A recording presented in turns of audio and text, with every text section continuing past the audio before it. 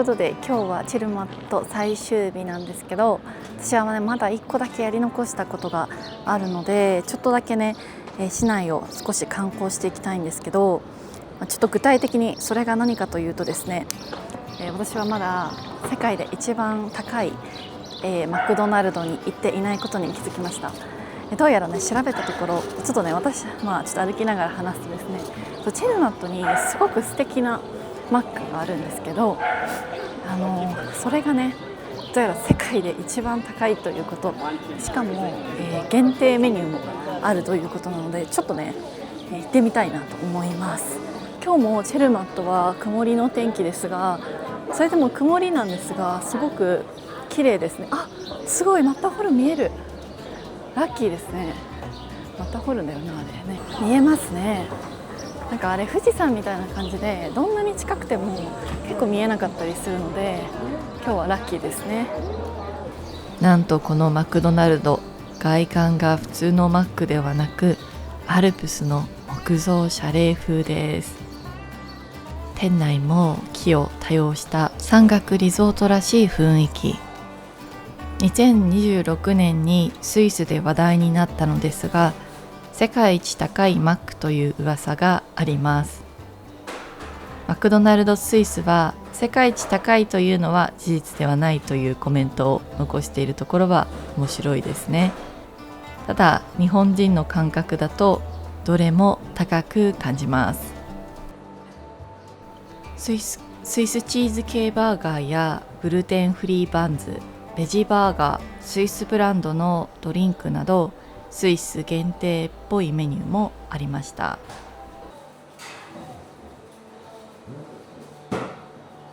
こんなに早くからマックにいる人は誰もいないんですけど、今の時刻はオープンしたての10時なので、もう本当店内はすごく綺麗ですね。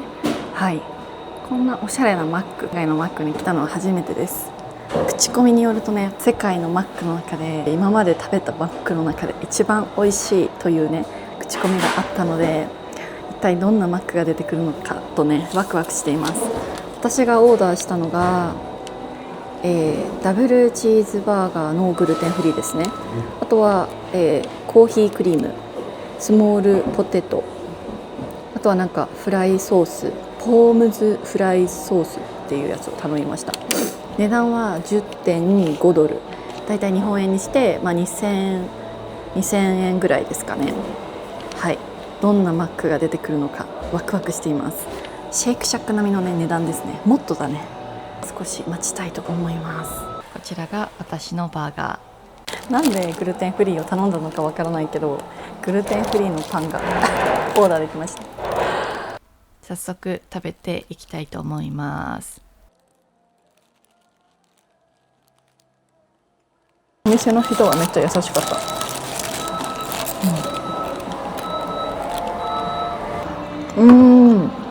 多分ポテトは全部スイス産だから美味しいのかもしれない。メイクセンスだね。でも結構しっかり塩がついてる。日本のみたいななんかしなしなのポテトがない。実際の味はというと、パンをねグルテンフリーにしてしまったせいか、ちょっとねパサパサしていると感じました。ただ牛肉はすごく美味しかったですし、バーガーのね挟み方もすごく丁寧だと感じました。ただ個人的に一番美味しかったのはポテトです。すごくねフレッシュな、じゃがいもの味がしたポテトを食べたことがなかったので、すごくね感動しました。もし皆さんもスイスに行ったらぜひマックのポテト食べてみてください。スイス産ビーフの塩ラクレットバーガー食べたかった。なるほど。スイスの人たちは国産志向が強く、多少高額になかろうと高品質のものを求める傾向がある。面白い。例えば卵は国産であることはもちろん、全て屋外放し飼いの卵を使用していること、ホットティーはドイツの老舗会社のプレミアムティーバッグであること、ミネラルウォーターはスイス厳選のものなど数種類から選べるようになっていることなど。卵に関しては動物保護の観点から1991年より軽用のケージ飼いがスイスでは禁止されている。すごい面白い。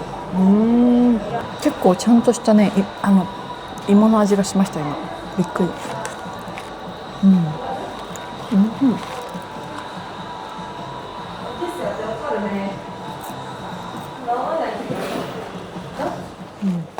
ということでね、一人のフォロワーさんが教えてくれたのがヒンタールドルフストラッセと呼ばれる小さな通りがあり、そこは元の集落から30軒ほどの古民家が見えます。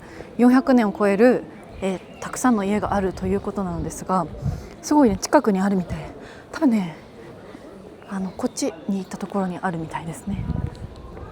ちょっと見に行ってみたいと思います。ここはヒンタードルフと呼ばれる旧市街です。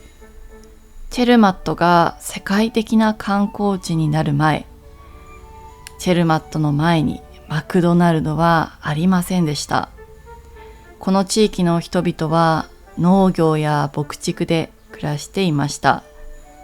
現在残っている建物の多くは16世紀から18世紀に建てられたもので、500年以上の建物もあります。ここが一番面白いポイントですが、多くの家は石の上に乗っています。これはデザインではなく、ネズミから食料を守るためだったそう。当時は穀物や干し肉などの貴重な食料を保存していたので、石の円盤をつけてネズミが登れないようにしました。本当ディズニーランドみたいな、なんか夢の国みたいな、本当にこんなところあるんだっていう感じですけど、すごい綺麗だな。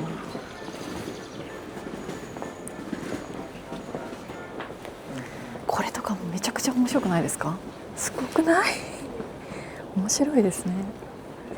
面白い建築。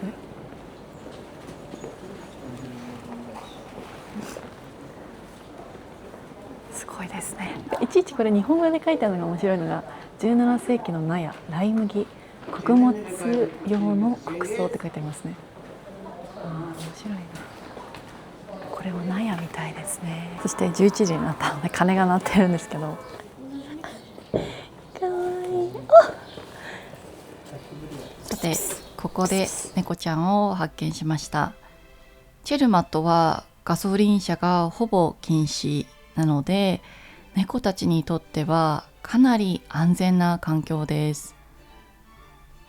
車が少なく歩行者中心、ホテルやレストランが多い、観光客は動物に寛容という条件が揃っているので、猫を見かけやすいです。またスイスでは猫を外で飼う文化があるということなので、みんな自由にお散歩しているみたいです。マッターホルンの村には電車だけではなくてね、猫ちゃんも本当にいっぱいいました。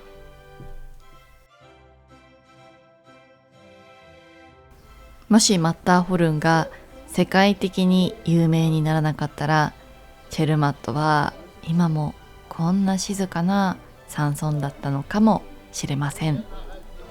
さて、この猫ちゃんに再び会いました。彼はあまり人懐っこくありませんが、最終的には触らせてもらうことができました。ちょっとね、画像は撮り忘れてしまったんですけど、はい、とっても可愛い猫ちゃんでした。猫ちゃんと友達になることもできたので、そろそろね、スーツケースを取って駅に移動したいと思います。ここね、チェルマットで、だいたい4日間、3日間、4日間過ごしましたが、本当にね、美しい場所でした。はい。空気も綺麗だし、花もたくさん咲き乱れててね、ちょっとね、マッターホルン今日は見えないかな。先日はここからね、これかな、見えるかな、見えますね。ちょっと最後にそれをお見せしてから、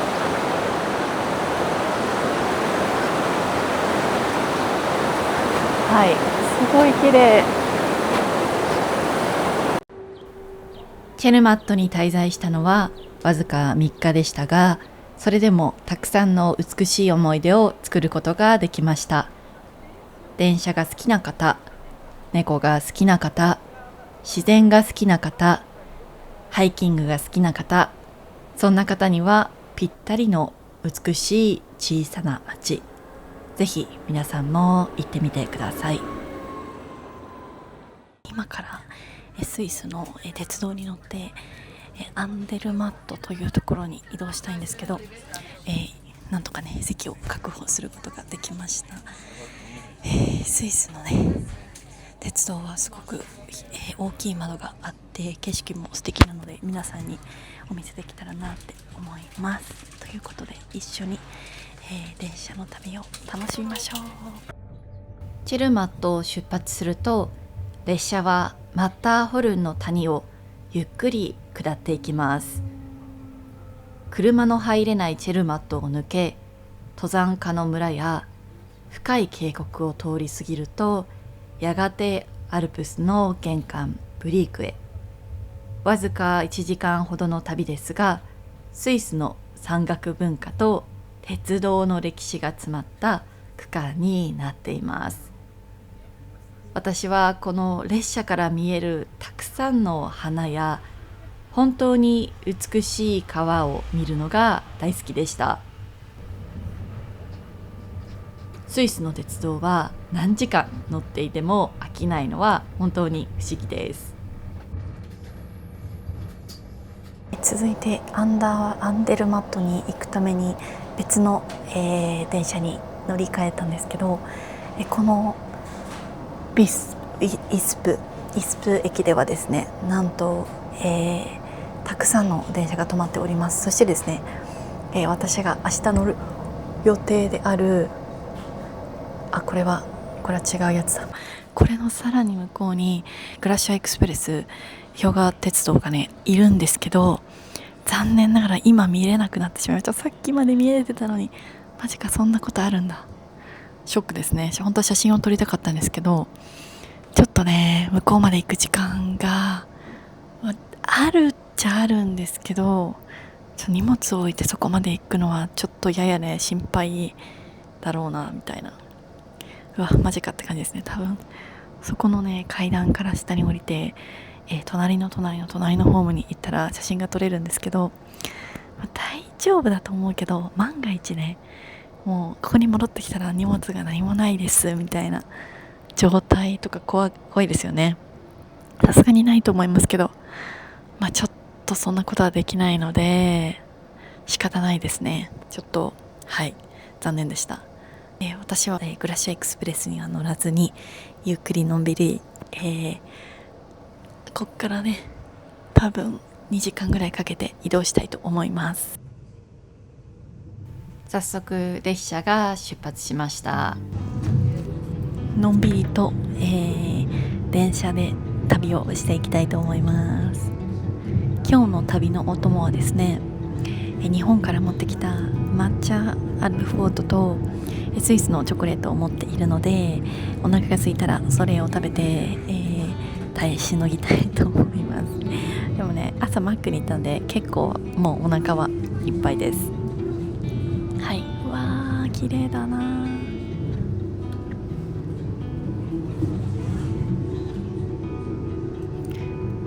そしてねすごく空いていて快適ですね。残念ながら充電器だけはなかったんですけど、すごく快適な電車になっています。結構ねスイスでびっくりしたことは10代20代ぐらいのね男の子がすごくたくさんいるんですね。一人旅なのか普通に観光なのかわかんないんですけど、結構ねそれは印象的でした。さてブリークを出ると列車はしばらくローヌ川の谷を東へ進んでいきます。チェルマット方面の深い谷とは違って、ここは少し開けた雰囲気があります。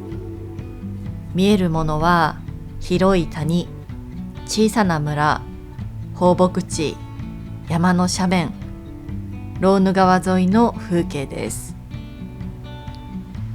ここはこれからアルプスの奥へ入っていく入り口という感じです。時刻はすでに昼過ぎているので、ここで私の非常食アルフォートを食べていきたいと思います。皆さんは日本でアルフォート食べたことがありますか？個人的にはチョコレート系のお菓子の中で一番好きな味かもしれません。とっても美味しかったです。スイス滞在中にどれだけの量のチョコレートを食べたかわからないほど食べたので、ちょっとね太ったかなって心配しています。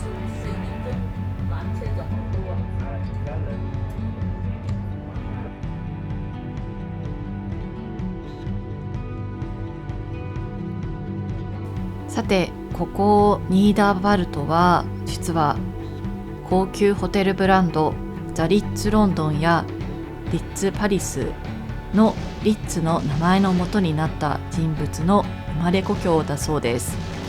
お客様は王様であるという近代ホテルサービスの基礎を築いた人物として知られています。さて、私は今とても長いトンネルにいます。全長は約15キロあり、スイスアルプスの山の下を通っています。トンネルの向こうは別の谷、ローヌ川の地域からロイス川の地域へと移動していきます。トンネルを抜けると、そこはアンデルマットへ続く新しい景色。かつて旅人たちが険しい峠を越えた道を今は列車が数分で駆け抜けていきます。実は1982年まではこのトンネルがなかったそうです。当時の列車は標高2000メートルを超える古川峠を越えていたと聞くと本当にびっくりします。さて、このエリアは私がスイスの中で一番美しいと思った景色の一つの場所かもしれません。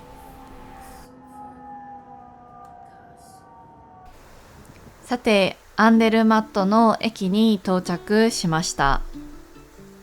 一見すると小さな山岳駅ですが、実はスイスアルプスの重要な交差点だそうです。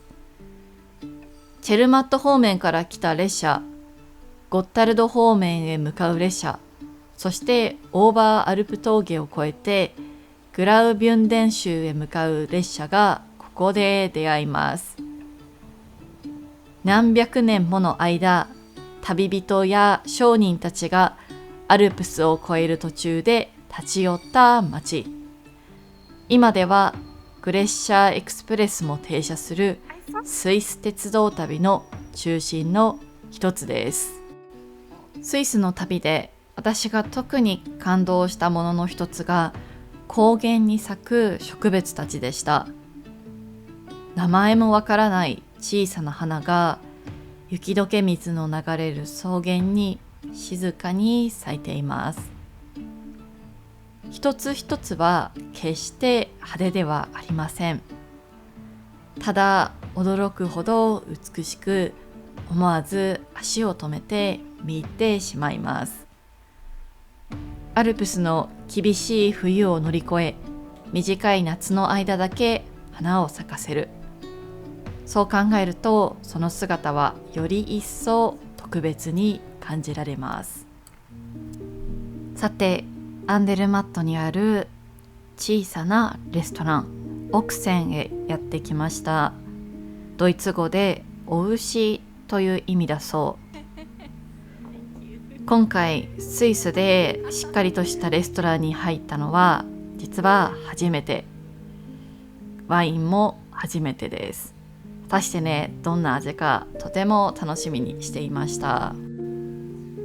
実はスイスワインの約 99% はスイス国内で飲まれていて、日本ではほとんど見かけないそうです。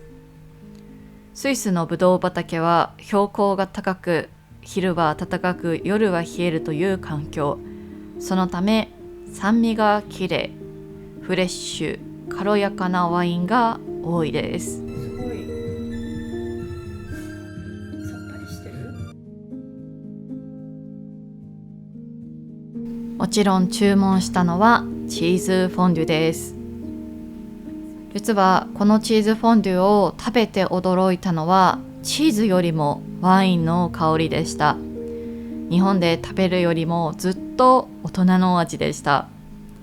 そしてこの料理はもともとアルプスの人々が冬を越えるために生まれたもの。保存していたチーズとパンを使った山岳地帯ならではの料理なんだそうです。